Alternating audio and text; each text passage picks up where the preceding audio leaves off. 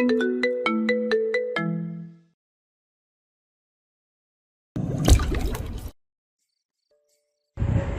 মারার সেগুন কাঠের মোটা ডাল দিয়ে একাধারে প্রহার করে চলেছে 7 বছরের বাচ্চাকে একজন মধ্যবয়সী নারী। এক একটা প্রহারে সাপের মতো এঁকে বেঁকে যাচ্ছে বাচ্চাটা, সাথে বিকট চিৎকারে মাটি পর্যন্ত কেঁপে উঠছে। তবুও পাষণ্ড নারীর মনে একটু দয়া উদয় হলো না। শরীরের সমস্ত শক্তি শেষ হলেই হাত যখন থামলো, বাচ্চাটা তখন আধমরা। সেই অবস্থাতে এই গলায় পাড়া দিয়ে ধরলেন। শ্বাসটা যখন শেষ, প্রাণ নিভু নিভু, জানটা চোখে উঠে এলো। পেছন থেকে কেউ ধাক্কা দিয়ে সরিয়ে বাচ্চাটাকে বুকে টেনে নিলেন। অস্পষ্ট একটা আওয়াজ বের হলো বাচ্চাটার মুখ দিয়ে। ফুয়াম্মা। চোখ মেলে তাকিয়ে দেখে চোখের জলে গাল বেয়ে গলা পর্যন্ত ঢল নেমেছে। This fucking tears. বলে হাত বাড়িয়ে টিস্যুর বক্স থেকে টিস্যু নিয়ে চোখ মুছে নিল। তারপর আপন মনে বিড়বিড় করে, বেঁচে আছো তো ফুয়াম্মা? তোমার কাছে এক জীবন ঋণ আমার, শোধ করার সুযোগটা দিও প্লিজ। মক্কু আর সজীব হনহনিয়ে ক্লাবে ঢুকলো। পেছনে জেনিও আছে। সবার মুখের রং কালো। নিবিড় হাত পা মেলে লম্বা একটা টানা দিয়ে তাদের দিকে দৃষ্টিপাত করে। ভাষণের পর গরমে ক্লান্ত হয়ে ক্লাবে চলে এসেছিল রেস্ট নিতে। ক্লান্ত চোখ অলস হয়ে লেগে আসায় ছোটবেলার দুঃস্বপ্নগুলো উকিঝুঁকি দেওয়া শুরু করেছিল। আর রেস্ট প্রতিদিন শ্বাস প্রশ্বাস চলে পৃথিবীর ঋণ শুধু বাড়াচ্ছে। দীর্ঘশ্বাস ছাড়লো একটা। ভাই, সমাবেশ থেকে জিয়ানা হাফিস হয়ে গেছে। বাসা বস্তি কোথাও নেই, এমনকি পার্কিং লটে সাইকেলটাও পড়ে আছে। একদমই মক্কু বলে ওঠে। চিল চিল, যা দস্যু মেয়ে, নিশ্চিত কোথাও না কোথাও মারপিট করেছে। খুশি দেখো। নিবিড় ডোন্ট কেয়ার ভাব নিয়ে বলল, নো ভাইয়া, ওর ফোন কখনো সুইচ অফ থাকে না। তাছাড়া সমস্যা হচ্ছে সাইকেল ছাড়া এক পাও নড়ে না। আরও একটা ব্যাপার আসছে, ওর ফ্রেন্ড মৌসুমি বলেছে সমাবেশে গিয়েছিল, হঠাৎ সাইডে চলে আসে, একটা মেয়েকে দেখেছিল নাকি ওর সাথে কথা বলতে, তারপর ওখান থেকে আর খুঁজে পাইনি। জেনি বেশ চিন্তা সুরে বলল, তোমরা কি ভেবেছ ওকে কেউ কিডন্যাপ করেছে? ওহো, তাহলে তো চিন্তার বিষয়। ঠিক, একটা মেয়েকে কিডন্যাপ করা মানে অনেক খারাপ কিছু হতে পারে। সজীব নিবিড়ের পাশে বসে বলল, আরে আমি চিন্তায় আছি কিডন্যাপারের জন্য। আরে তাদের কি হাল করবে পাগল মেয়েটা। নকল আফসোসের ভান ধরে বলল নিবিড়। সজীব, আমি তোমাকে বললাম শুধু শুধু এখানে এসো না, চলো আমরাই আবার খুঁজি। বলে বিরক্ত হয়ে দ্রুত বেরিয়ে যায় জেনি। মাঠের গেটের সামনে দাঁড়ানো কিছু ছেলেফেলে দেখেছে একটা কালো হাইস গাড়িতে জিয়ানাকে উঠতে। ভাই, তোর তো একটা ফোনই যথেষ্ট, ট্রাফিক পুলিশ সব বের করে দিতে পারবে। ফালতু কাজে আমার সময় নেই, চল ফোট, আমি টায়ার্ড। মকু, আইস নিয়ে আয়, যা। কয়েক প্যাকেট চালান দিতে হবে, যাওয়ার আগে আসবি, যা। বলে হাত দিয়ে ইশারা করে নিবিড়। সজীব এইবার নিজেও হাল ছেড়ে দিয়ে উঠে দাঁড়ালো। তার মন ভেঙে গেছে। এই কয়েকদিন তার কোথাও মনে হয়েছে নিবিড়ের পরিবর্তন সম্ভব, এবং সেটা জিয়ানাকে দিয়েই। কিন্তু আজ সে হতাশ, চরম হতাশ। সবাই বের হওয়ার পরই নিবিড় নিজের ফোন বের করে কিছু টাইপ করে বাইকের চাবি নিয়ে বের হয়ে গেল ক্লাব থেকে। নিবিড় কারো ঋণ রাখে না, আবার উপকারের ক্রেডিটটাও নেয় না। সে চলে কিছু আপনা নীতিতে আর আপনা গতিতেই। মাঝখানে কিছু আংশাং মানুষ এসে যায়। তাদের জন্য হঠাৎ মনের উচাটনে বেশ বিরক্ত বোধ করে। এমন মানুষের সংখ্যা অতি সামান্য। ইদানিং আরেকজন জোর করে ঢুকে যাচ্ছে সেই ক্ষুদ্র ফর্দে। সাদা ধপধপে দেয়ালের এক পাশ পুরাটাই ছোট ছোট পাথর দিয়ে ডিজাইন করা। পুরা মেঝেতে বিছানো সাদা লোমের অত্যন্ত নরম কার্পেট। একপাশে আর্টিফিশিয়াল সাদা চেরি ব্লসমের 2টা গাছ। নিচ থেকে সাদা কুণ্ডুলির মতো ধোঁয়া বের হতে লাগলো। আর সাদা লাইটিং হঠাৎ বদলে নীল হয়ে গেল। পুরা কক্ষটা একটা স্বর্গীয় আভায় ছেয়ে গেল, যেন সেই কক্ষে প্রবেশ করে সম্পূর্ণ বস্ত্রহীন এক ষাটোর্ধ্ব পুরুষ। দেয়ালের বিশেষ এক সুইচ অন করতে কক্ষের ঠিক মাঝখান থেকে বের হয়ে এলো একটা কাফিন সম বক্স। কাফিনের ঢাকনা খোলার সাথে সাথে ভেতরে লাল ভেলভেট কাপড়ের মাঝখান থেকে সাদা ব্রাইডাল ড্রেস পরিহিতা এক নিদ্রিত রমণী বের হলো। মাথায় দামি পাথর খচিত এক বিশাল তাজ, ঠিক খ্রিস্টানদের বিয়ের সাজে সজ্জিত ঘুমন্ত রমণীটি। নগ্ন পুরুষ এগিয়ে গিয়ে বিভ্রস্ত করে দিল রমণীকে। ফ্যাকাশে সাদা শরীর অনাবৃত করে সাইড থেকে দো মাথাযুক্ত এক ছুরি বের করলো। সেই ছুরি দিয়ে নিজের হাত কেটে রক্তে মেখে দিল ঘুমন্ত রমণীর সারা শরীর। মাখানো শেষে আরেক বিশেষ সুইচ অন করলো। আর ওয়ালের একপাশে খুলে দরজা বের হয়। সেই দরজা ধরে ভেতরে ঢুকে টকটকে লাল তরলের বাথটাবে ডুব দিল নগ্ন পুরুষটি। এই যেন নিজেকে নাপাক আর অপবিত্রের সর্বোচ্চ চেষ্টা। বার কয়েক ডুব দিয়ে সেই অবস্থায় উঠে এলেন। হঠাৎ কেউ দেখলে মনে হবে রাক্ষসপুরীর সাক্ষাৎ রাক্ষস। হেঁটে হেঁটে চলে গেল অন্ধকার এক কুঠুরিতে। সেখানে সরু এক সিঁড়ি বেয়ে উপরে উঠতে লাগলো। প্রতি কদমে লাল তরলের ছাপ স্পষ্ট। সিঁড়ি বেয়ে উঠে এলো লাল আর কালো মিশেল এক ভয়ঙ্কর কক্ষে, যার একদম সম্মুখে দুই সিংহলা জানোয়ারের মাথার আদলের এক কালো মূর্তি। নগ্ন ব্যক্তি মাথা ঝুঁকে সম্মান জানালো সেই ভয়ঙ্কর মূর্তিটির সামনে, তারপর আওড়ালো। পৃথিবী সকল ধর্মের একটাই প্রতিদ্বন্দ্বী, সেটা শয়তান। কিন্তু কিছু মূর্খ সেই শয়তানকেও উপাসনা করে নিজ উদ্দেশ্য হাসিলের জন্যে। এই সেই শয়তান পূজারীর এক অংশ। মায়ের সাথে আদর দিয়ে কথা বলতে হয়, বাবার সাথে সম্মান দিয়ে, স্পাউসের সাথে সত্যি কথা, ভাইয়ার সাথে মন দিয়ে কথা, বোনের সাথে আদর দিয়ে কথা, বাচ্চাদের সাথে উৎসাহ দিয়ে, বন্ধুদের সাথে আনন্দের সাথে কথা বলতে হয়। ওনার সবগুলো কথা জিয়ানা মনে মনে স্মরণ করেও কিডন্যাপারের সাথে কিভাবে কথা বলতে হয় খুঁজে পেল না। গাড়ির দরজায় দাঁড়ানোর সাথে সাথে তাকে স্কোপালামিন বা শয়তানের নিঃশ্বাস নামে পরিচিত পাউডার ছুঁড়ে মারে। তারপর তাদের বশবর্তী হয়ে নিজেই গাড়িতে উঠে পড়ে। একটা চৌকির স্ট্যান্ডের সাথে হাত পিছমোড়া করে বেঁধে রেখেছে। মাথা হালকা ঝিমঝিম করছে। ছোট একটা খুপড়ির মতো টিনের ঘর, চৌকি ছাড়া দ্বিতীয় কিছু আর নেই এই ঘরে। টুনশান নীরব চারিপাশ।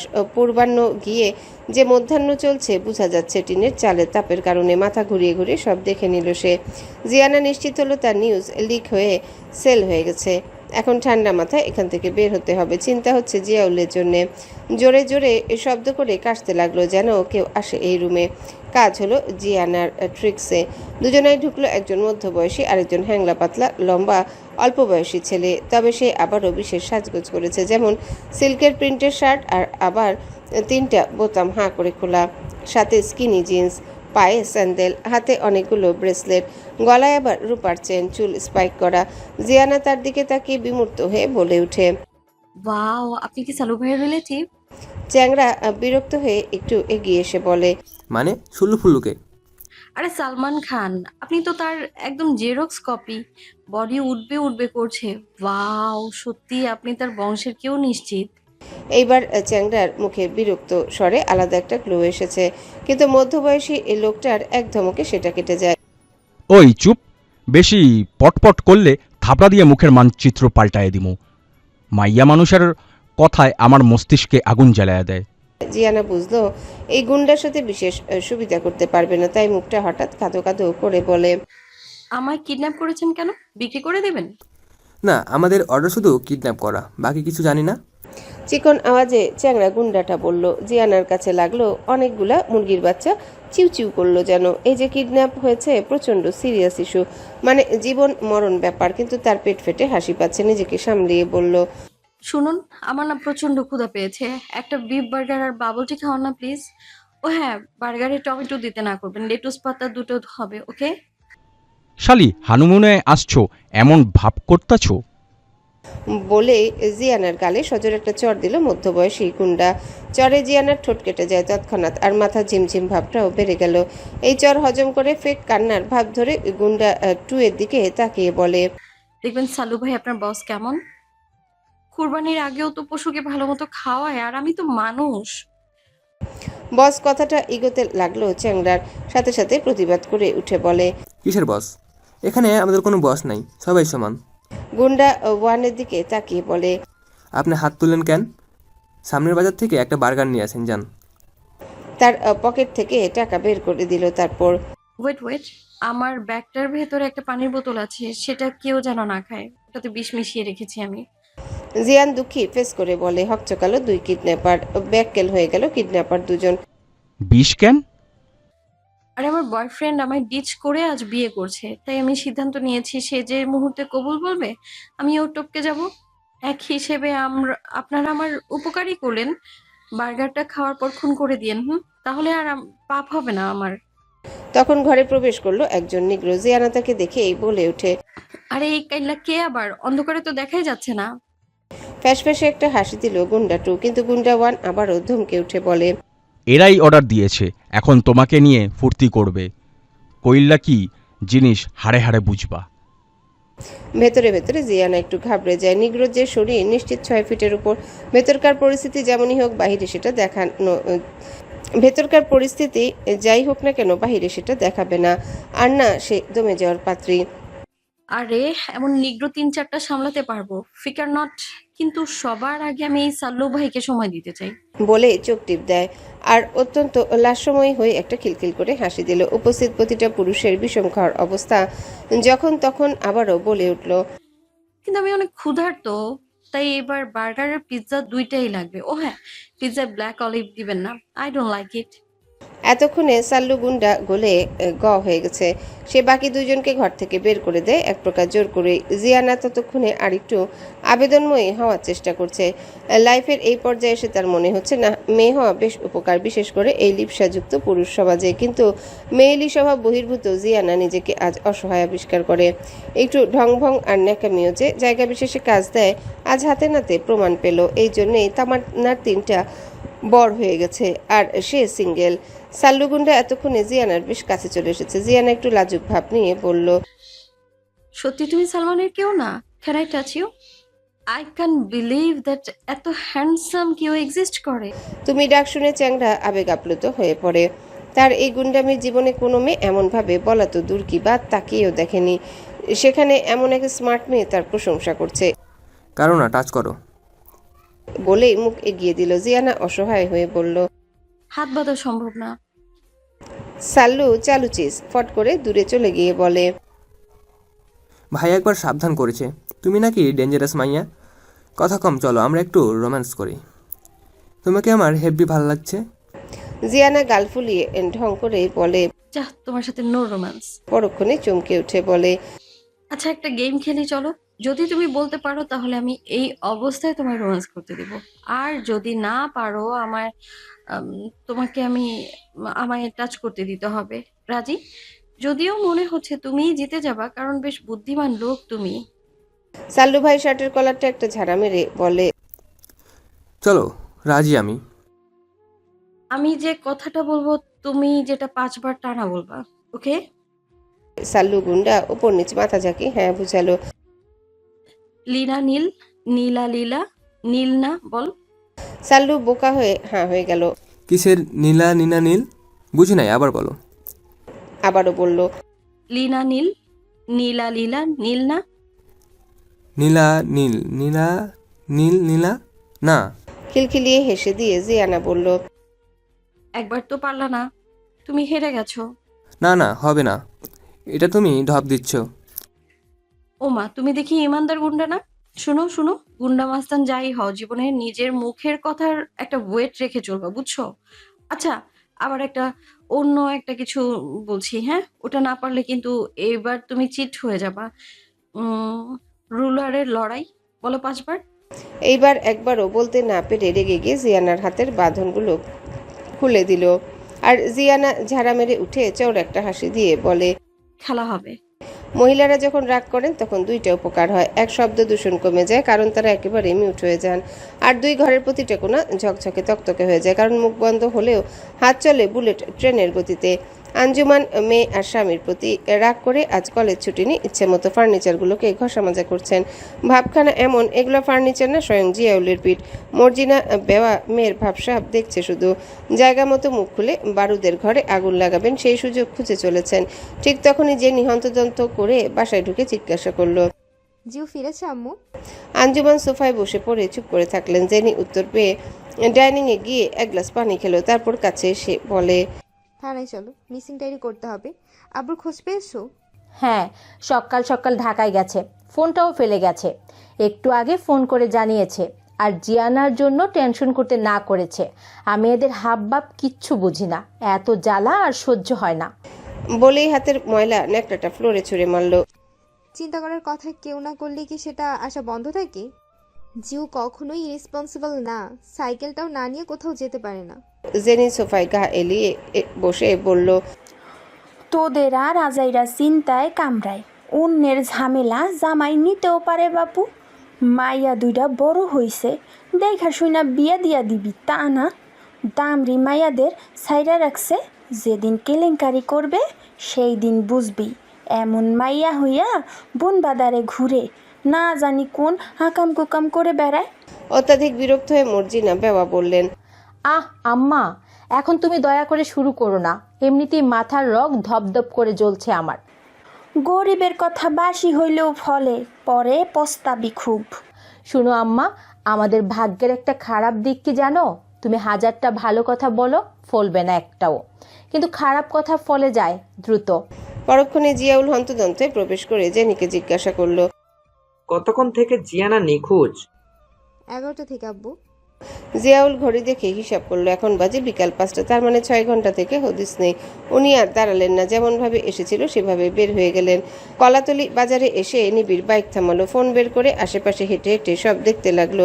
কাঁচা বাজারের একপাশে একটা কালো হাইস গাড়ি দাঁড়ানো, কিন্তু গাড়ির ভেতর কেউ নেই। রাস্তাটা বেশ চিপা, গাড়ি রাখার জন্যে অন্য গাড়ি পাস করতে বহু প্যারা খেতে হচ্ছে। মেন রোডে একটা বড় পিকআপ ভ্যান দাঁড়ানো দেখে সেদিকে যায় নিবিড়। পিকআপে বসা হেল্পার আর ড্রাইভারকে 2টা বড় নোট দিয়ে বলে, হাইসের পেছনে ইচ্ছা মতো ধাক্কা দিবি, যেন থেতলে যায়। ড্রাইভার কথা মতো সেটাই করলো। কিছুক্ষণের মাঝে সেখানে এক টাজ ট্রলা ভেজে গেল, আর মাইক্রোর গাড়ির ড্রাইভার এসে পিকআপের গাড়ির ড্রাইভারকে প্রহার করতে লাগলো। এদিকে ড্রাইভার তল থেকে নিবিড়কে খুঁজতে শুরু করেছে, বলল সমস্যা নাই, সে বাঁচাবে। এখন তাকে বাঘের গুহায় রেখে বান্দা লাপাত্তা সবাই মিলে ড্রাইভারকে ছাড়িয়ে দেয়। জরিমানা হিসেবে পিকআপের ড্রাইভারের পকেট থেকে সেই 2000 টাকা নিয়ে ছেড়ে দেয় জনতা। এই জন্যেই বলে টাকার লোভ বড় লোভ। টাকা তো পেলুই না, সাথে বোনাস হিসেবে গণপুটুনি ফ্রি। মাইক্রো ড্রাইভারকে নিবিড় ফলো করতে শুরু করেছে। তাকে অন্য একজন একটা প্যাকেট দিল, সেটা নিয়ে কয়েকটা চিপাগুলি পার হয়ে হাঁটতে হাঁটতে একটা ফাঁকা জায়গা বের হয়। এবার সেই ড্রাইভার তাকে বুকি করে চারিপাশে নজর ঘুরিয়ে দেখে নিল। তারপর ঝোপের মতো একটা জায়গায় পাশে একটা ডোবা, সেটার ধার ঘেঁষে কয়েক কদম পার হয়ে ছোট এক চালা টিনের ছাপড়া নজরে এলো। 10 হাত দূর থেকেও দেখা যায় না ঘরটা, জঙ্গলি লতাপাতায় এমনভাবে ঢেকে রেখেছে। লোকটা টিনের দরজায় 2টা টোকা দিল, তাতে অল্প একটু খুলে গেল। হাতের সেই ব্যাগটা অল্প ফাঁকা, দরজা দিয়ে ঢুকিয়ে দিয়ে ব্যাগ করলো। নিবিড় জঙ্গলের আড়ালে স্থির হয়ে দাঁড়িয়ে। ড্রাইভার যাওয়ার পর শব্দহীন পায়ে ধীর গতিতে সেই ঘরের কাছে গিয়ে দাঁড়ালো। ভেতর থেকে শুনতে পেল সেই পরিচিত খিলখিল শব্দের হাসি, আর কারো নাক দিয়ে গোঙানির শব্দ।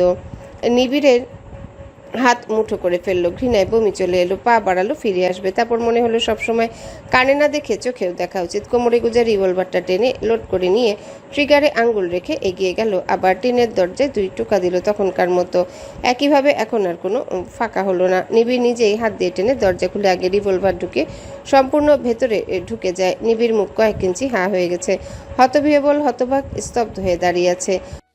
হাই কাবলিওয়ালা বলে চমৎকার একটা হাসি দিয়ে পিজ্জায় কামড় বসালো জিয়ানা।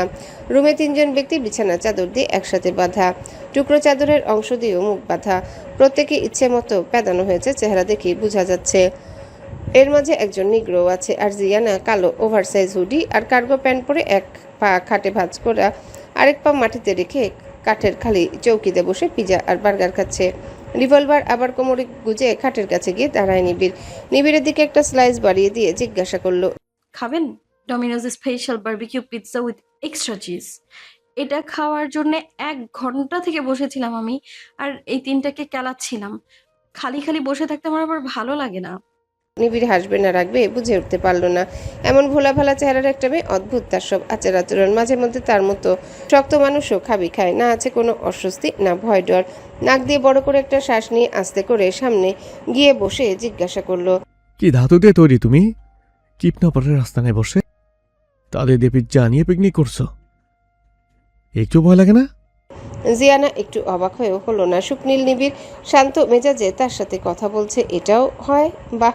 খেতে খেতে উত্তর দিল, অষ্টধাতু, ভয়ের কি আছে? যখন মরবো তখন দেখা যাবে। কাল মরবো বলে আজ খাওয়া নাওয়া সব বাদ দিয়ে শোক পালন করব? আর আমি আবার অত খারাপ না যে খাওয়ার জন্য এদের সেধেছি। জিজ্ঞেস করুন আপনি। কে আছে এর পেছনে? তোমার মতো পাগলের সাথে কার শত্রুতা? জিয়ানা ঠোঁটের কোণা থেকে পিৎজার চিজ তর্জনী আঙ্গুল দিয়ে মুছে জিজ্ঞাসা করলো নিবিড়। জিয়ানা হালকা বিষম খেলো। এই লোক কি মাতাল হয়ে এখানে এসেছে নাকি? একবার ভাবলো জিজ্ঞাসা করবে শুকনো বা ভেজাটা খেয়ে এসেছে কিনা, তারপর ভাবলো না থাক, বাঘের কাছায় বসে নতুন করে সিংহের সাথে জড়ানো ঠিক হবে না। আপনি কিভাবে জানলেন আমি এখানে? আমি তো ভেবেছি আপনি। বলে সাল্লু গুন্ডার মুখ থেকে কাপড় সরিয়ে পেট বরাবর একটা লাথি দিয়ে বলে। সালু ভাই বলেন তো কে আমাকে কিডন্যাপের জন্য আপনাদের হায়ার করেছে? সাল্লু নিবিড়ের দিকে তাকিয়ে ফোলা গাল নিয়ে আস্তে করে বলে। সমুদ্র ভাই। জিয়ানা আরেকটা লাথি দিয়ে বলে। ওই, তোর গুতায় গুতায় কথা বের করা লাগবে, সব বল। সমুদ্র ভাই সন্ধ্যা পর্যন্ত আমাদের দায়িত্ব দিয়েছে, একটু পর আয়সা এরে নিয়ে যাইতো। আইও মাগো। জিয়ানা পায়ের পাড়া দিয়ে দাঁড়িয়ে বলে। এরে কি বল ম্যাডাম? Madam madam. আরেক পিস পিৎজা মুখে কামড় দিয়ে নিগ্রোটাকে একটা কিক দিল, ও বের হবে, আবারও গিয়ে আরেকটা কিক দিল। মধ্যবয়সী গুন্ডাটাকে কুকিয়ে উঠল লোকটা। আরেক পিস পিৎজা নিয়ে সাল্লুর মুখে সম্পূর্ণ পুড়ে দিয়ে বলে। সাহায্য করার জন্য শুক্রিয়া, মনে রাখবো। দরজার দিকে আসার সময় সাল্লু জিজ্ঞাসা করে। ম্যাডাম আপনার চেহারা কি সত্যি সালমান খানের মতো? অরুণের বিদায়ের সময় হয়ে এলো। সন্ধ্যা হতে বেশি দেরি নেই, কখন অন্য বাহিনী চলে আসে ঠিক নেই, তাই জিয়ানা উত্তর না দিয়ে বের হয়ে আসে। কিন্তু নিবিড় কাছে গিয়ে বলে। জঙ্গলি দাঁতওয়ালা শুয়োরের মতো তোর চেহারা। কথায় আছে জঙ্গলে মঙ্গল, কারণ এখানে সব রকমের কাজ অনায়াসে করা যায়। কেউ চাইলে প্রার্থনা করতে পারে, আবার চাইলে খুন খারাপিও করতে পারে। যদিও গ্রামাঞ্চলের জঙ্গল শুধু প্রাকৃতিক ত্যাগের কাজে লাগে, সেটাও এক প্রকার মঙ্গল। মানব সৃষ্ট ঝোপঝাড় এই জঙ্গলে 5 মিনিট থেকে হেঁটে চলেছে নিবিড় আর জিয়ান।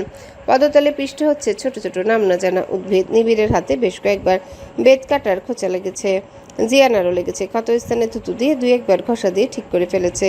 নিবিড়কেও দিতে এসেছিল, কিন্তু নিবিড় রিভলভার বের করে দূরে থাকতে বলেছে। নিবিড়ের চরিত্রের অন্যতম বৈশিষ্ট্য হচ্ছে পরিষ্কার পরিচ্ছন্ন থাকা, কারোর সাথে হ্যান্ডশেক পর্যন্ত করে না। সে যত বড় নেতাই হোক, সালাম দিয়ে কাম তামাম। নিবিড়ের অ্যাপার্টমেন্টে কেউ ঢুকে বুঝতে পারবে না এখানে একজন ব্যাচেলার থাকে। জিয়ানা এক প্রকার নেচে নেচে হেঁটে যাচ্ছে। নিবিড়ের কাছে মনে হচ্ছে এটা জঙ্গল না, জিয়ানার বাড়ির উঠান। প্রতিটা কোণাকুনি তার চেনা। 2 বার সাবধান করেছে, কাজ হয়নি। মানুষ যে বানর থেকে এসেছে তা এই মুহূর্তে নিবিড়ের বিশ্বাস করতে ইচ্ছা হচ্ছে।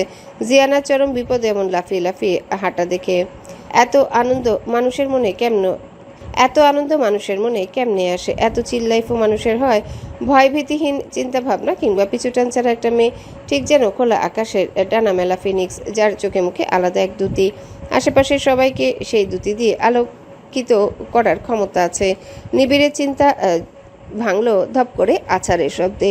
দ্রুত এগিয়ে দেখে ভাঙা ইটে বেজে আছাড় খেয়েছে জিয়ানা। নিবিড় ঝুঁকে বসে বলে। উত্তরের মরণচিত্রে হয় বানর। বারবার সাবধান করলাম যে অন্ধ করে দেখে হাঁটো। খুব ভালো হয়েছে, এখন এখানে পড়ে থাকো, আমি এগোচ্ছি, বাই। নিবিড় উঠে দাঁড়ালো ঠিকই, কিন্তু এগোতে পারল না এক কদমও, কারণ জিয়ানা তার পা টেনে ধরেছে। নিচের দিকে তাকিয়ে দেখে টুকুর টুকুর করে তাকিয়ে আছে তার দিকে। নিবিড়ের মনে হলো এটা কোনো মানুষ না, আস্ত একটা খরগোশ। রাগটা গলে গেল, মুখটা কঠিন করে বলে। কি? নখ উঠে গেছে মনে হয়, আপনার ফোনের লাইট একটু ওপেন করুন। পেশ করতে পারল না জিয়ানা।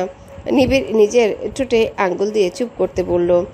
অনেকগুলো পায়ের শব্দ শোনা যাচ্ছে, আশেপাশে আছে কেউ। জিয়ানাকে পাজাকোলা তুলে নিয়ে কিছু একটা কাছে একটা পুরাতন ইটের ভাঙা দেয়ালের পাশে দাঁড় করিয়ে দিল, আর নিজের সামনে আড়াল করে দাঁড়ালো। ঘটনাটা এতটা তড়িৎ গতিতে ঘটেছে জিয়ানা কিছু বুঝে ওঠার আগেই। একপাশে একটা বিশাল গাছ, যেটা কোনো একটা ঝড়ে ভেঙে পড়েছিল। মাটির সন্নিকট থেকে অনেকটাই পচে গেছে, তবে গুড়ির দিকটা বেশ শক্তপোক্ত আর ভেতরটা ফাঁপা। নিবিড় এক হাতে জিয়ানাকে সাপোর্ট দিয়ে সেই গাছের আড়ালে চলে গেল। ফুট স্টেপ খুবই নিকটে, সাথে ধারালো অস্ত্রে ছোট ছোট গাছ কাটার ঘ্যাচাং ঘ্যাচ শব্দ পাওয়া যাচ্ছে।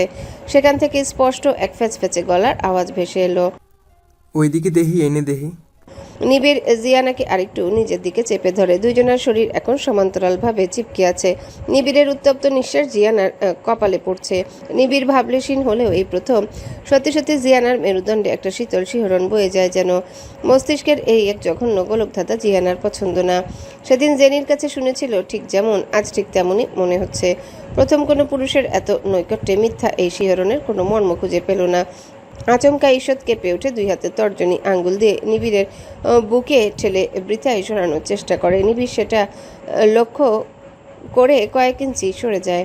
ছোট রামদা টাইপ একটা দেশি অস্ত্র হাতে সেখানে উপস্থিত হয় সাল্লু গুন্ডা। ঘ্যাচাং করে নিবিড়ের জিয়ানার পাশে অবস্থিত একটা ছোট গাছ কেটে দাটা নিবিড়ের দিকে তাক করে। নিবিড়ের এক হাত তখন জিয়ানার পাশে, গাছটাতে আরেক হাত কোমরে। কিন্তু তাদেরকে অবাক করে দিয়ে সাল্লু চিল্লিয়ে বলে উঠল। এদিক ক্লিয়ার। বলে জিয়ানার দিকে 2 আঙ্গুল কপালে ঠেকিয়ে দিয়ে সালাম দিয়ে চলে যায়। নিবিড়ের মাথায় হঠাৎ রক্ত ছলকে উঠে, যেন গাছ থেকে হাতটা সরিয়ে জিয়ানার বিবাদেশ চেপে ধরে হিসিয়ে জিজ্ঞাসা করে, কি করেছিস এই মাস্তানের সাথে? বল, কি দিয়েছিস যে তোকে এত ছাড় দিচ্ছে? বয় ইটার, নোংরা মেয়ে মানুষ কোথাকার। নিবিড়ের এমন রূপ এই প্রথম জিয়ানা দেখল। এমন রুক্ষ কঠিন দৃষ্টি হয়তো কোনো শত্রুকে পরাস্ত করতে সক্ষম। প্রচণ্ড চাপে যখন জিয়ানার শ্বাসরুদ্ধ হয়ে আসে, হাত পায়ে শক্তি মনে হচ্ছে কেউ শুষে নিচ্ছে, হাত চাইলেও উঠছে না উপরে। তবুও বহু কষ্টে ডান পা উঠে সজোরে নিবিড়ের হাঁটুতে আঘাত করলো। আঘাতে নিবিড়ের হুঁশ এলে ফট করে ছেড়ে দেয় জিয়ানাকে।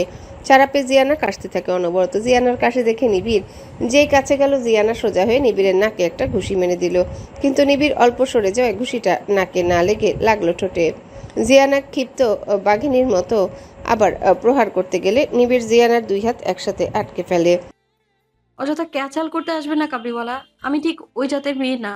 মার খেয়ে ফুপিয়ে কেঁদে নখরাবাজি করবো আমি? জায়গা মতো মেরে ডিম ফাটিয়ে দেবো একদম।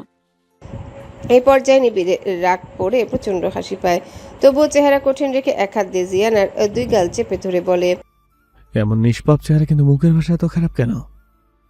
মুখে চাপ পড়ায় ঠোঁটগুলো পাউট হয়ে গেছে। সেই অবস্থায় জিয়ানা বলে, পেটও তো সুন্দর, কিন্তু ভেতরে গু থাকে। বাইরে দেখে ভেতর জাস্টিফাই করতে যাবে না, ছাড়ুন, খুব খারাপ হয়ে যাবে কিন্তু। নিবিড় ছাড়ল না, বরং আরো একটু ঘনিষ্ঠ হয়ে জিয়ানার নেকের দিকে মুখ এগিয়ে নিয়ে লম্বা একটা শ্বাস টেনে নেয়।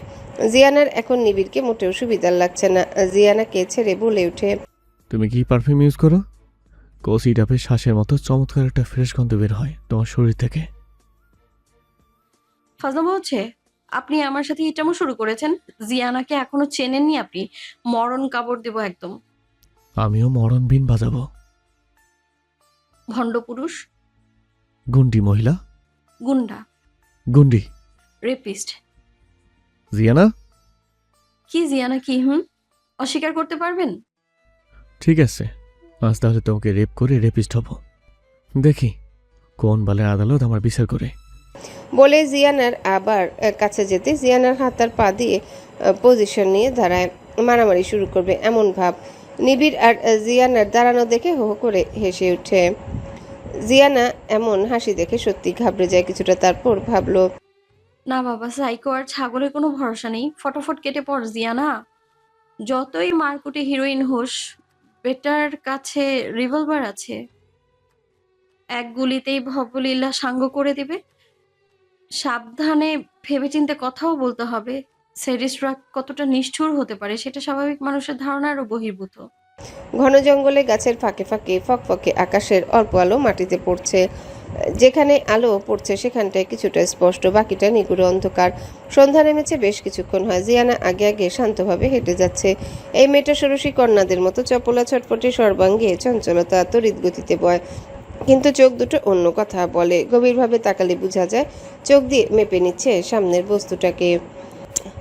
একটু আগে যেমন ছটফট ছিল, এখন হঠাৎ সব যেন মিলিয়ে গেছে। নিবিড় একটু গতি বাড়িয়ে সাথে সাথে হেঁটে জিজ্ঞাসা করলো, মনে মনে কি কুমতলব করছো? এত শান্ত কেন?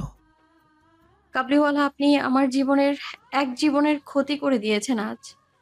আমার 20 বছরের একটা এসেট নষ্ট করে দিয়েছেন। I will never forgive you. হয়েছে আমার সাথে তোমার এমন সহজ আচরণে আমি অন্য কিছু ভেবে নিয়েছি। তোমার ভাগ্য ভালো, অল্পের জন্য বেঁচে গেছো। নিচ থেকে একটা মরা ডাল উঠিয়ে বলে নিবিড়, শারীরিক আঘাতের কথা বলিনি। আমি আজ একটা খারাপ অভিজ্ঞতার মুখোমুখি হয়েছি। এই অভিজ্ঞতাটা ভালো হওয়ার কথা ছিল। যে অনুভূতির কথা আমি আমার ডায়েরিতে নোট করতে পারতাম, কিংবা সুন্দর একটা সারমর্ম থাকতো। But you ruined it and stole my first feeling. Nibir বোকা হয়ে গেল। বলে কি এই মেয়ে? নিবিড় কেন তার অনুভূতিতে আঘাত হানতে যাবে? পরক্ষণে ফট করে ঘাট ঘুরিয়ে জিয়ানার কবজি টেনে নিজের দিকে নিয়ে জিজ্ঞাসা করে, মানে তুমি কি অন্য কিছু মিন করেছ? আমি তোমার অনুভূতি ধ্বংস করবো কেন? এইসব কিসেন যাওয়া না থাকলে এই জঙ্গলে মরে পচে যাব। কি চাইন কি? আপনি মারবেন, আমি হাত গুটিয়ে বসে থাকবো? ব্যাটা চোর, আমার শিহরণ ফিরিয়ে দে। এই তুই কাকে বললা?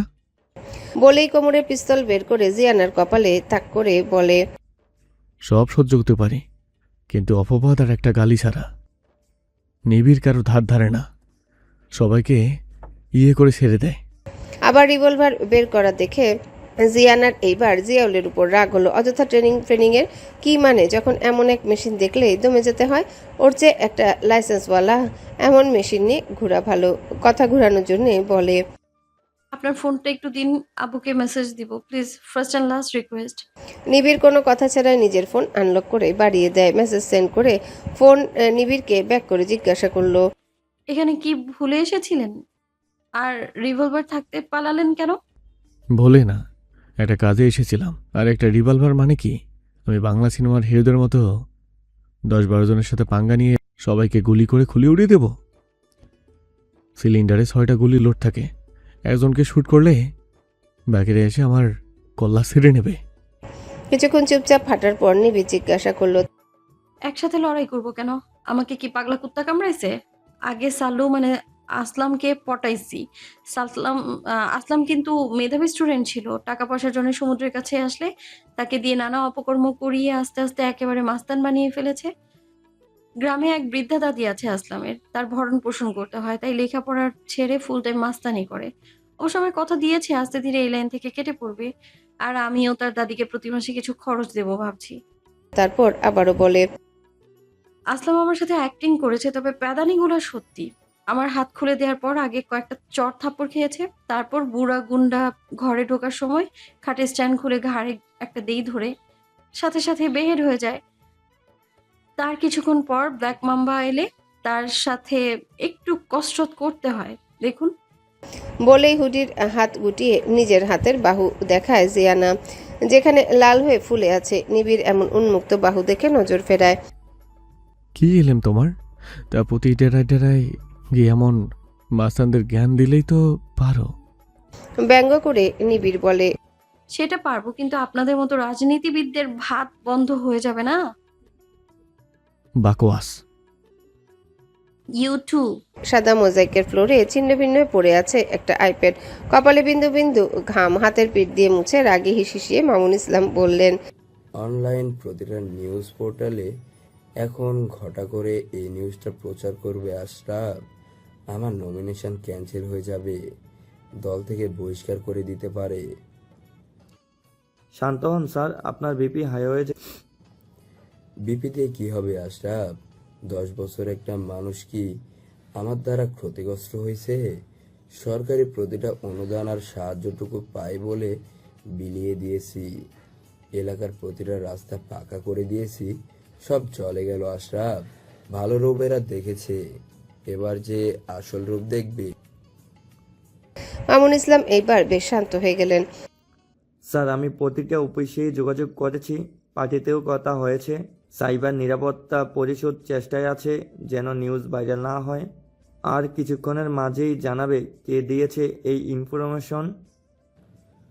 কসম আশরাফ, এবার একেবারে গোড়াসহ উগড়িয়ে ফেলবো। টুক করে একটা মেসেজ আসলো আশরাফের ফোনে। ভিডিও এসেছে মূলত। ভিডিও ওপেন করে মামুন ইসলামের সামনে ধরলো। একজন দীর্ঘদেহী লোক মাস্ক পরা হেঁটে অফিসে ঢুকলো। লাল মার্ক করে ভিডিও আর টেক্সট পাঠিয়েছে। এই লোক দিয়েছে ইনফরমেশন, খুব সকালে অফিসে এসে দরজার নিচে ফাইল রেখে গেছে। মামুন ইসলাম নিজ হাতে নিয়ে খুঁটিয়ে খুঁটিয়ে দেখে বলে, নরকের যন্ত্রণার জন্য রেডি হও জিয়াউল হক। তারপর আশরাফের দিকে তাকিয়ে বলে, রাফিনের বিয়ে সামনে শুক্রবার ফেলো, এই ঝামেলা মিটিয়ে বাকি কাজ হাতে দেব। আপাতত মুরগি আর একটু আহার খেয়ে শক্ত হোক। নিবিড় জিয়ানা জঙ্গল পার হয়ে ভাঙা ইটের রাস্তায় উঠে এসেছে। এটা সাভারের বাহিরের এলাকা, একেবারে গ্রাম এটা। নিবিড় নিজের লোকেশন দেখে নিল। বাজারটা এখান থেকে কিছুটা দূরেই। গুগলে দেখাচ্ছে 2 কিলোমিটার দূরত্ব। হঠাৎ নিবিড়ের মনে হলো লাস্ট 5 বছরে এত কথা বলেনি যত কথাই 1 ঘন্টা সে জিয়ানার সাথে বলেছে, এবং বেশ ফুরফুরে লাগছে। এই যে মেয়েটা চুপচাপ হাঁটছে সেটা তার বিশেষ পছন্দ হচ্ছে না। শুনশান নীরবতা চারিপাশ। আশেপাশে 2-1টা ঘর আছে কিন্তু সারা শব্দ নেই। আকাশে চেয়ে দেখে অর্ধচন্দ্র আর মেঘের লুকোচুরি খেলা। হঠাৎ হঠাৎ মৃদু বাতাস বইছে। হাঁটার গতির সাথে জানা অজানা ফুলের সুবাস নাকে ধাক্কা খাচ্ছে। এমন রোমাঞ্চকর সন্ধ্যা নিবিড়ের জীবনে কি কখনো এসেছে? একমাত্র কবিতা আওড়ানো ছাড়া তার লাইফে ভালো কিছু নেই। সুদূর অতীত হাতড়েও 2-1টা সুখস্মৃতি মনে পড়ে না। মিহি চাঁদের আলো এই ক্লান্ত জিয়ানার মুখ চিকচিক করছে, ছোট নাক তেলতেলে হয়ে আরও ছোট দেখাচ্ছে। মাঝে মধ্যে ঘুরে নিবিড়কে যখন পর্যবেক্ষণ করে বাদামি নেত্র ছোট হয়ে যায়।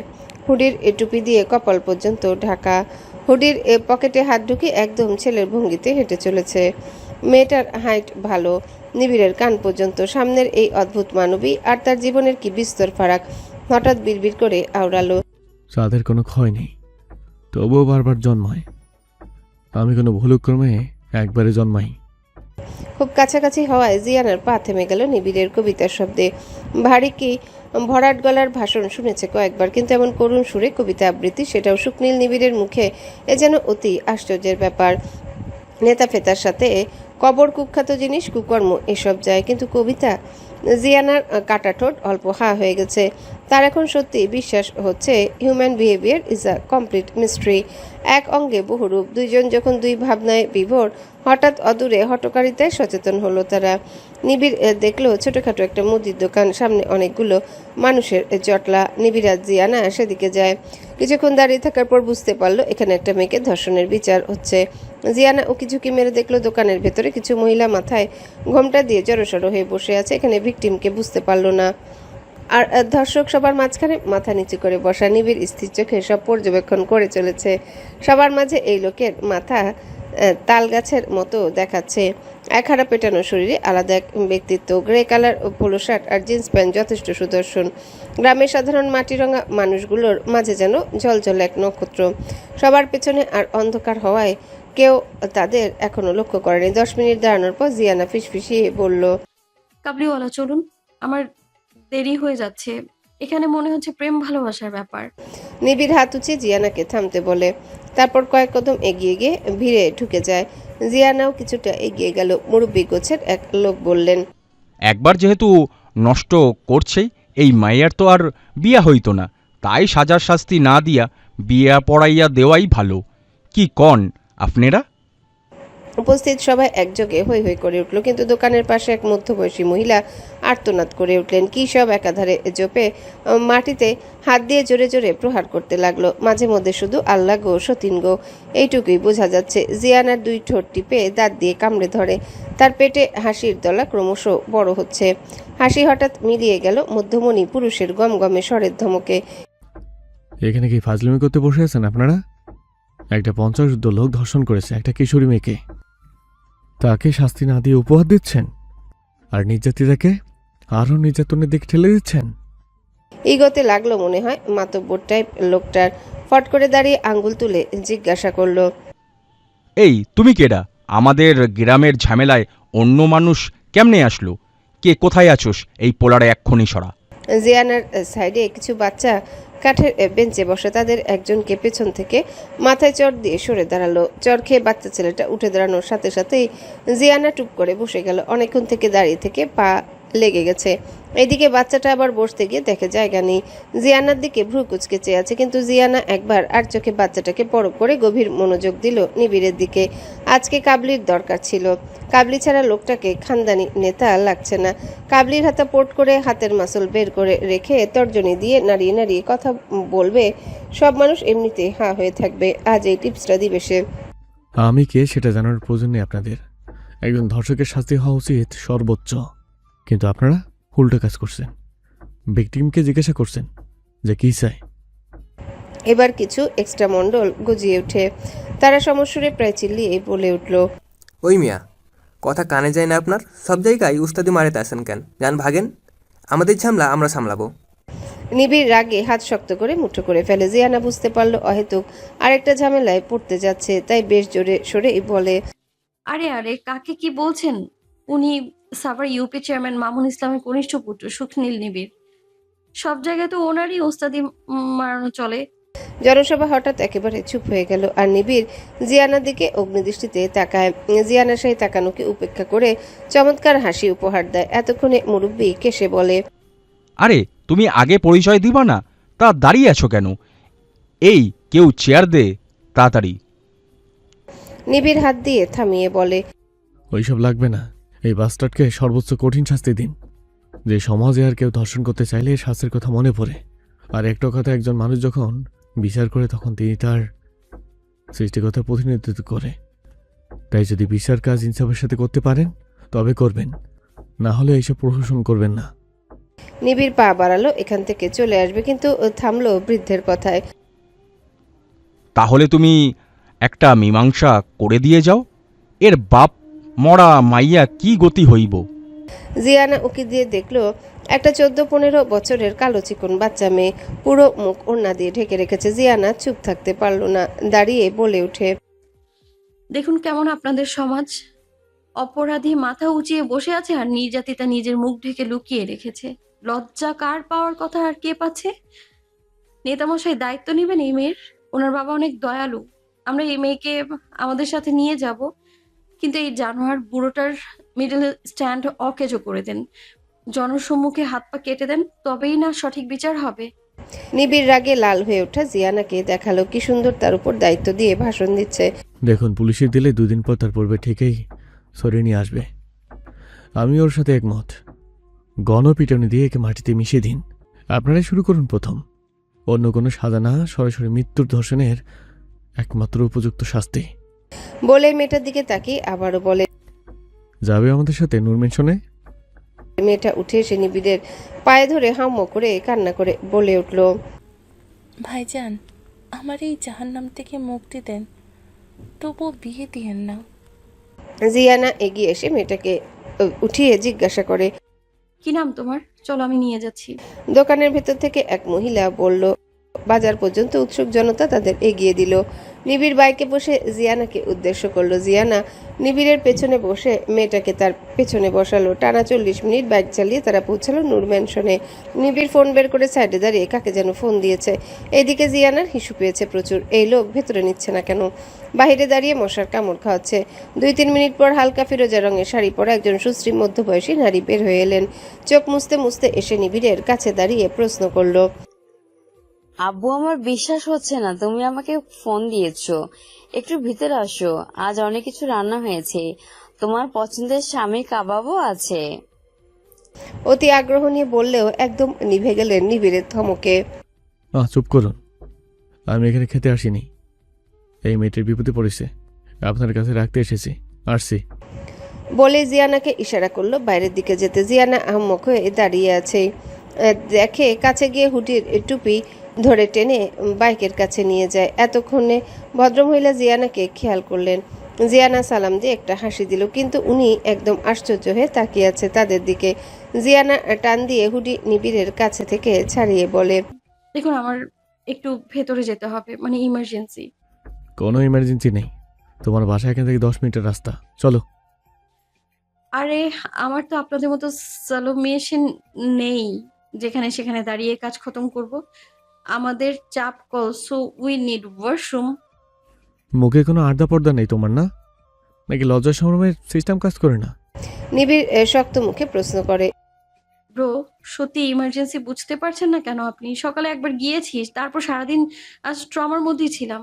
যাই বলেই অপেক্ষা না করে ভদ্রমহিলার দিকে এগিয়ে গেল জিয়ানা। নিবিড় সেদিকে এক পলক তাকিয়ে ফোন বের করে মকুকে টেক্সট করে কিডন্যাপের গাড়িটা আটকানোর জন্যে। ঘড়িতে সময় দেখলো 8টা বাজতে আরও 5 মিনিট বাকি। বাইকে হেলান দিয়ে সামনের বিলাসবহুল অট্টালিকার দিকে তাকিয়ে ভাবলো মির্জা গালিবের সেই চিরন্তন সত্য কথাটা। সন্ধ্যা কাটে না, অথচ বছর কেটে যাবে। মানুষ পরিষ্কার কিনা সেটা বোঝা যায় পায়ের গোড়ালি দেখার, ঘর পরিষ্কার কিনা সেটা বোঝা যায় বাথরুম দেখে। জিয়ানা বাথরুমে ঢুকে হা হয়ে গেছে। বড় লোকদের সবকিছুতে তার বাড়াবাড়ি মনে হলেও নিবিড়দের এই বাড়িতে নিচতলায় কমন বাথরুমে ঢুকে এই প্রথম জিয়ানার বড়লোক হওয়ার শখ হলো। আর মনে মনে প্রতিজ্ঞা করে কুড়িঘর বানালেও এমন একটা বাথরুম বানাবে, পেটে ভাত থাকুক আর না থাকুক, শালার হেগে হেব্বি আরাম। জিয়ানা ভালো করে বাথরুমের সব খুঁটিনাটি দেখে নেয়।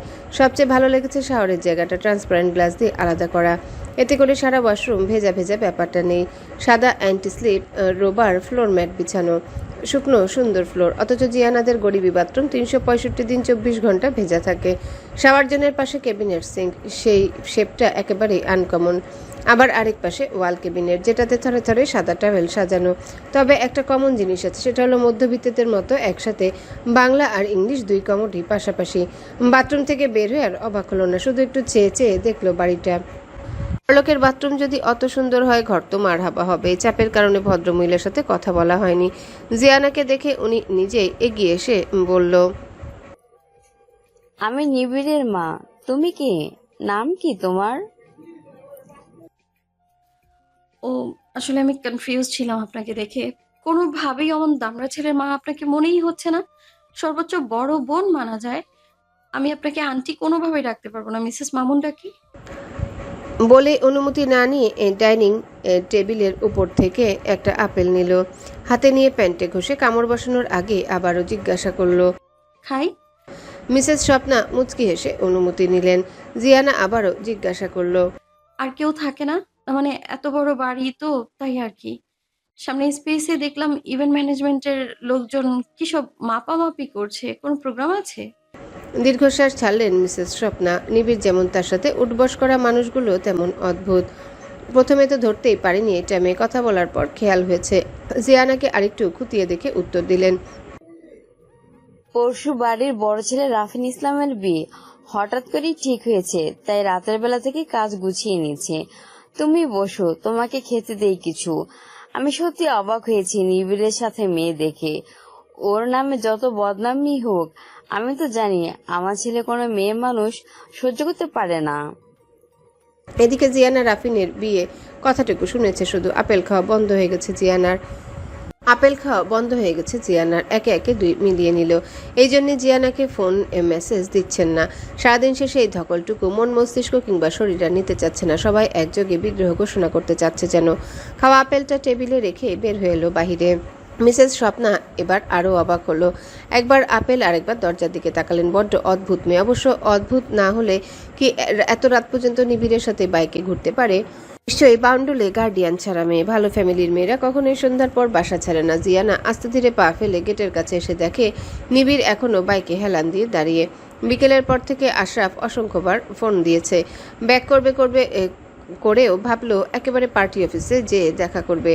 জিয়ানাকে দেখে নিবিড় সোজা হয়ে দাঁড়ালো। ভ্রু হালকা কুচকে জিজ্ঞাসা করলো, নাচতে নাচতে কি এমন মনমরা হয়ে ফেললে যে? ইজ এনিথিং ওকে?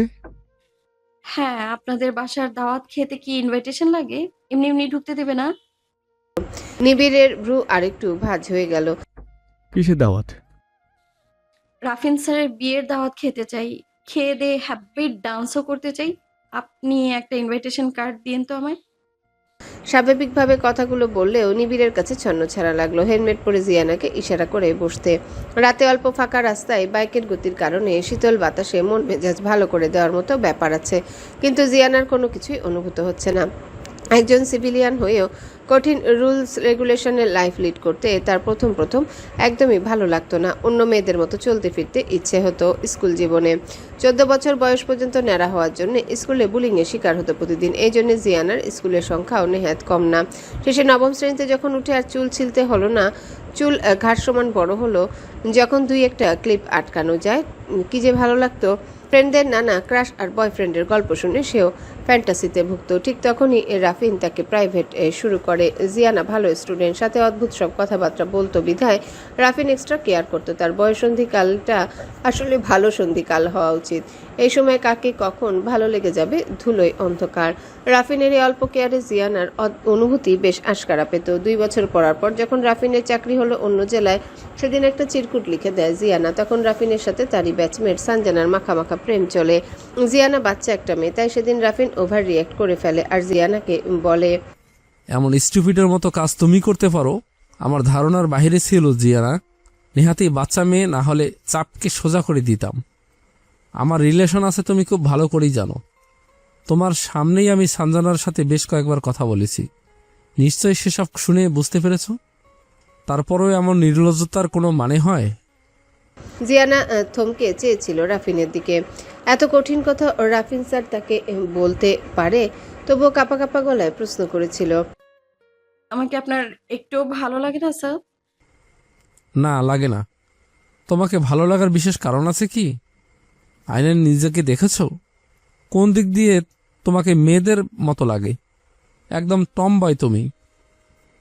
বলেই গটগট করে বের হয়ে গিয়েছিল রাফিন। মাঝখানে 6 বছর, এরপর একেবারে এই ভার্সিটিতে দেখা আমূল পরিবর্তন রাফিন স্যারের। ততদিনে জিয়ানা নিজের অনুভূতি লুকানো শিখে ফেলেছে। কিশোরী মেয়ে থেকে যুবতী হয়েছে, কিন্তু তার পোশাক আশাক বা আচার আচরণের বিশেষ পরিবর্তন হয়নি। তবুও তো রাফিন স্যার নিজে এগিয়ে এসেছে। ব্রেকআপের কথা শুনে জিয়ানাও মনে মনে কোথাও খুশি হয়েছিল, তবে মেন্টর নিজ পিতার আদেশে আগতে চেয়েও আগায়নি, ভাগ্যিস আগায়নি। কিন্তু সেদিন যে আগ বাড়িয়ে রাফিনকে বিয়ের কথা বলল, সেটার জন্য লজ্জায় মরে যেতে ইচ্ছা হচ্ছে তার। যে একবার ছেড়ে যায় সে বারবার যেতে পারে, কারণ ছেড়ে যাওয়া তার অভ্যাস। ভূমণ্ডলে এটার চেয়ে আর বড় শিক্ষা কি হতে পারে? জেনে শুনে মনের আবেগটুকুকে কতটুকু দূরে রাখতে পারে না। মানব মন মস্তিষ্ক পুরাটা একটা রহস্য। এখানে প্রতিটা শিরা উপশিরা ধমনী সবকিছুই একটা জটিল ফাংশন। মনটা যদি মস্তিষ্কের সেরেব্রাল হেমিস্ফিয়ারের মতো চলতো, এত ভোগান্তি মানব প্রজাতি সইতে হতো না। 2 মিনিট থেকে নিবিড় জিয়ানাদের বাসার সামনে বসে আছে। জিয়ানা মাঝ রাস্তায় এসে নিবিড়ের পিঠে মাথা ঠেকিয়ে রেখেছে। নিবিড়ের হাত কেঁপে উঠেছিল তাতে, এখনও ডাকতে পারছে না। আবার নিবিড়ও চাচ্ছে না জিয়ানা সরুক। মানুষের লালসার শেষ নেই, আর অবৈধ সঙ্গম ছাড়া সুখ নেই। এই কথাটা যেমন এক এবং একমাত্র বাস্তব, তখন জীবনানন্দ মশাই বলেছিলেন, সমাজ আসলে ঘূর্ণে ধরা। এখানে অতি আবেগীয় জায়গা নেই, পুরোটাই বাস্তবতা। আজ এই পরিস্থিতিতে নিবিড়ের সাথে এই কথাগুলো একদম পুঙ্খানুপুঙ্খভাবে মিলে গেছে। এই যে জিয়ানার সাথে আজ প্রায় সারাদিন কাটলো, তবুও বিদায় দিতে ইচ্ছে হচ্ছে না, না বলতে ইচ্ছা হচ্ছে সরে যাও মেয়ে। মনে হচ্ছে অনন্তকাল এই মেয়ে এভাবেই মাথা ঠেকিয়ে বসে থাকুক নিবিড়ের পৃষ্ঠে। মন কত লোভী, তাই তো লোকে বলে। বসতে দিলে খাইতে চায়, খাইতে দিলে শুইতে চায়। হঠাৎ জিয়ানা মাথা উঁচু করে বলে, বয় এটার কি কাবলিওয়ালা? প্লেগাল। আমি তো ঠিকঠাক একটাও প্রেম করিনি, আর আপনি আমায় প্লেগার বানিয়ে দিলেন। নিবিড়ের চুপ করে থাকা দেখে আবারও প্রশ্ন করলো, কাবলিওয়ালা, আমি যদি সবাইকে বলে দিই আপনি একজন ফেক গুন্ডা, ফেক রেপিস্ট, ফেক খারাপ মানুষ, এতে কি আপনার বিশেষ ক্ষতি হবে? নিবিড় নড়ল না আর না কোনো উত্তর দেয়। তাকে বোঝার মতো কেউ কি তাহলে আছে? থাকলে কি যে মেয়ে অন্যকে আগেই নিজের মন মস্তিষ্কে বসিয়ে রেখেছে, তার সাথে নিবিড়ের কিসের লেনদেন? বেশ গমগমে গলায় বলে ওঠে, সহ্যের সীমা অনেক আগেই পার করে ফেলেছ। এইবার নামো, তোমার এই ক্ষমা আর কখনোই যেন আমার চোখের সামনে না পড়ে। জিয়ানা নেমে দাঁড়ালো। স্থির হয়ে দাঁড়িয়ে ফুল স্পিডে নিবিড়ের প্রস্থান দেখলো। পায়ে এখন শিশির একটা ব্যথা করছে। খুঁড়িয়ে খুঁড়িয়ে সেও বাসার দিকে এগিয়ে যায়। জেনি তাদের বাসার গলির সামনে ফুটপাতে বসে অঝরে কেঁদে যাচ্ছে। শোকের কান্না নয়, সুখের কান্না এটা। সজীবের অ্যাপয়েন্টমেন্ট লেটার এসেছে, সেটাও একটা গভর্নমেন্ট ব্যাংক থেকে। ছোট্ট একটা কেক এনেছে, দুইজন মিলে কাটবে। কিন্তু জেনির কান্নাই থামছে না। মাথায় হাত বুলিয়ে সান্ত্বনা দিল কিছুক্ষণ। জেনি ফট করে উঠে সজীবকে জড়িয়ে ধরে। সজীবের শরীরে 420 ভোল্টের একটা শক লাগলো যেন, এবং মনে হচ্ছে এই দুইটা দেহ আলাদা ছিল। আজ একদম খাপে খাপে ভাজে ভাজে মিলে একটা কমপ্লিট কাঠামো গঠন হলো। সজীবের হাত এখনো সোজা হয়ে পড়ে আছে জেনির দুই সাইডে। হঠাৎ একটা বাইকের শব্দে জেনির চৈতন্য ফিরে এলো। ছিটকে সরে উল্টো হয়ে দাঁড়িয়ে যায়। সজীব তাদের মাঝখানে দূরত্ব কমিয়ে এনে আস্তে করে বলে, এই যে এক নতুন জ্বালাময় অনুভূতির সাথে পরিস্থিতি করালে, এখন যে আমার ঘুম হারাম হয়ে যাবে জানি। আম্মাকে তাহলে 2-1 মাঝেই পাঠাতে হচ্ছে জ্বালার মলমকে নিয়ে যেতে। জেনি চুপচাপ মাথা নিচু করে রেখেছে। রক্ষণশীল পরিবারের মেয়ে হলেও তাদেরকে তার পিতামাতা যথেষ্ট স্পেস দিয়ে রেখেছে এবং প্রতিনিয়তই মনে করিয়ে দেয়, আমরা তোমাদের বিশ্বাস করি, আর এটাও জানি আমাদের বিশ্বাসের মর্যাদা আমার সন্তানেরা রাখবে। তাই তো এই যুগের 4 বছরের সম্পর্ক হয়েও জেনি কখনো সজীবকে হাতটা ধরতে দেয়নি। যেখানে আজকালকার সম্পর্কে 1 মাস অ্যানিভার্সারি উদযাপনের জন্য বয়ফ্রেন্ডের সাথে রুম ডেটে গিয়ে প্রমাণ দিতে হয় প্রেমের গভীরতা কতটুকু। সজীব প্রথম মাইন্ড করলেও মেনে নিয়েছে। সত্যি তো, হারামের মজা একবার পেলে হালালের দাম কোথায়। পরশু শুক্রবার, তাহলে আমাকে আসতে বলি তোমাদের বাসায়। জেনি ঘাড় কাত করে হ্যাঁ বুঝিয়ে ছুটে চলল বাড়ির দিকে। আর সজীব তাকিয়ে দেখে তার প্রেয়সী নতুন লাজুক রূপ। চোখ রাঙানো, গাল ফুলানো, বয়সে অনেক ছোট হয়েও শাসন করা এতদিন দেখে এসেছে। আজকে দেখলো বিয়ের কথা উঠতেই কেমন মিষ্টিদানার মতো শক্ত মেয়ে। হঠাৎ মিষ্টি কোমলতা ছড়িয়ে দিল। সজীব হাঁক ছাড়ে, কেকটা তো কেটে যাবা নাকি? আমি তো এতদিন জানতাম তোমাদের বাবা মার জন্মের সময় লজ্জার সফটওয়্যার ইনস্টল করতে ভুলে গিয়েছিলেন। 2 বোনই যা গুন্ডি। জেনি থেমে গিয়ে ভ্রু কুচকে ফিরে আসে। তারপর হাত থেকে কেকটা নিয়ে গামছা দিয়ে সজীবের মুখ মেখে দেয়। আশেপাশে তাকিয়ে সজীবের মুখ থেকে অল্প জিহবা দিয়ে নিয়ে আবারও দৌড় লাগালো। এদিকে সজীব জমে ক্ষীর হয়ে গেছে। তারপর আবারও হাঁক ছেড়ে বলে, পরশু না কাল কি পাঠাবো আম্মাকে? নিজ পার্টির অফিসে গিয়ে সরাসরি মামুন ইসলামের রুমে ঢুকে গেল। ওনার বিপি হাই হয়ে গেছে, ঘাড়ে মাথায় আইস শেক দিচ্ছেন, পাশে আবার তেঁতুল গুলানো পানি। হাই বিপি যাদের তাদের এটা প্রাথমিক চিকিৎসা। মামুন ইসলাম আশরাফকে সরে যেতে বলল। নিবিড় না বসে দাঁড়িয়ে বলল, যা বলবেন তাড়াতাড়ি বলুন। পরশু রাফিনের বিয়ে, তুমি অবশ্যই উপস্থিত থাকবে। এর যেন 19-20 না হয়, পার্টির ছেলে পেলে বলে দিও। এই জন্য নিশ্চয়ই এতবার কল করিনি, আপনার পালতু কুকুর। আশরাফের দিকে তাকিয়ে প্রশ্ন করে নিবিড়। মামুন ইসলাম একটা ফাইল এগিয়ে দেয় নিবিড়ের দিকে। ফাইলটাকে আঙ্গুল দিয়ে টোকা দিয়ে বলল, ঠিক ধরেছ, তোমার এতদিনের ইচ্ছে পূরণ করে দেব। লাস্টে এই কাজটা যদি ঠিকঠাক করতে পারো। নিবিড় না কোনো বিশেষ আগ্রহ দেখালো আর না ফাইলটা হাতে নিল। টান টান করে দাঁড়িয়ে সামনের মানুষটাকে বোঝার চেষ্টা করছে। এত বছর কুকুরের মতো যেটার জন্য খাটিয়ে যাচ্ছে, আজ হঠাৎ কি এমন কাজ করতে বলছে যার জন্য এত বড় স্যাক্রিফাইস। আগে কাজটা কি বলুন। ফাইলটা দেখলেই বুঝতে পারবে। বলে ফাইল নিবিড়ের দিকে ঢেলে দিলেন। নিবিড় আর কালক্ষেপণ না করে ফাইলটাকে নিয়ে মুখ কঠিন রেখে দেখে গেল পুরোটা। পারবে? অবশ্যই না, এই কাজ না আমি করব আর না অন্য কাউকে করতেও দেব না। মানে কি বলতে চাও? ঝুঁকে প্রশ্ন করে মামুন ইসলাম। ওনারা ফু আমার আত্মীয়, আর পৃথিবীতে একমাত্র ফু আমার রিলেটেড জিনিসগুলোকে নিবিড় পরোয়া করে। ওনাদের থেকে আপনাদের নোংরা হাত 100 গজ দূরে রাখুন। যদি এমনিতেই মীমাংসা করতে পারেন তবে করেন, নালে ছেড়ে দিন এই গদি।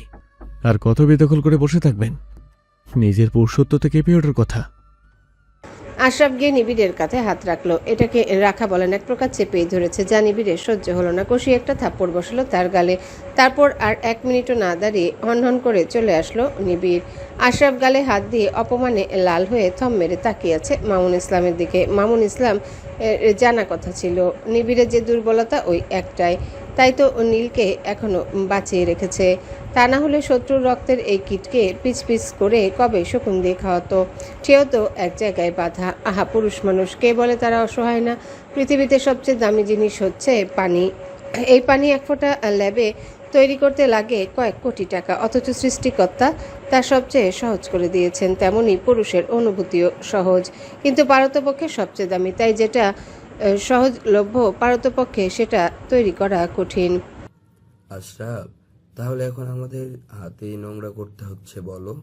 বিশ্বস্ত কাউকে প্ল্যান অনুযায়ী কাজে লাগাও, এমনভাবে যেন সাপও মরে লাঠিও না ভাঙে।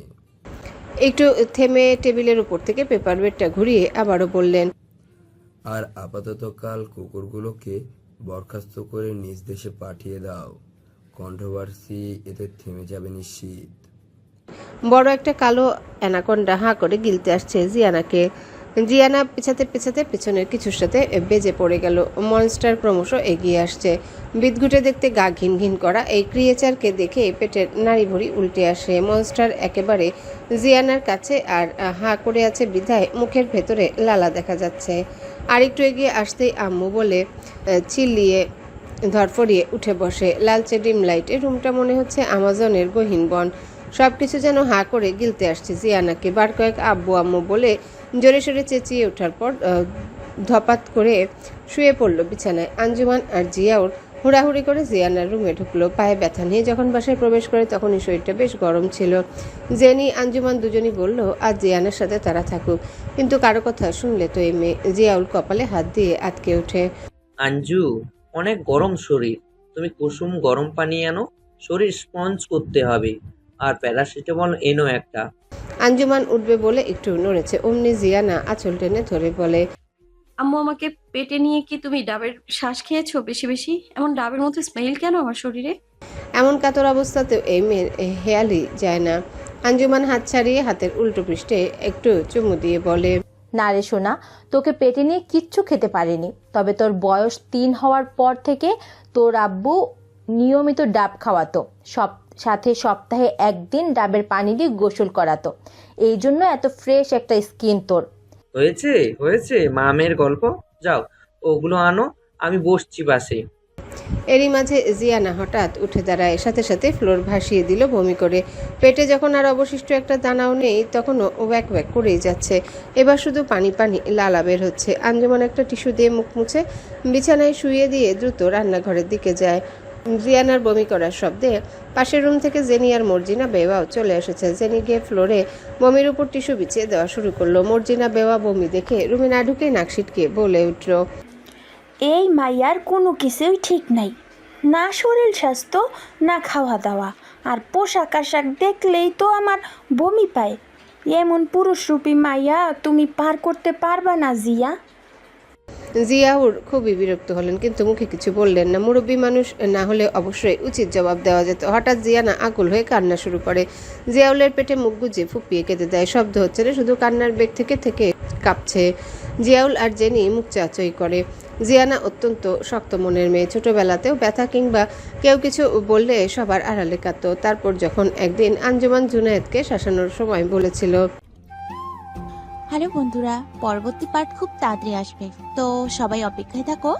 আর চ্যানেলটি যারা এখনো সাবস্ক্রাইব করোনি তারা পরবর্তী পার্ট দেখার জন্য চ্যানেলটি সাবস্ক্রাইব করে রেখো। ধন্যবাদ সবাইকে, আমাদের সাথেই থেকো।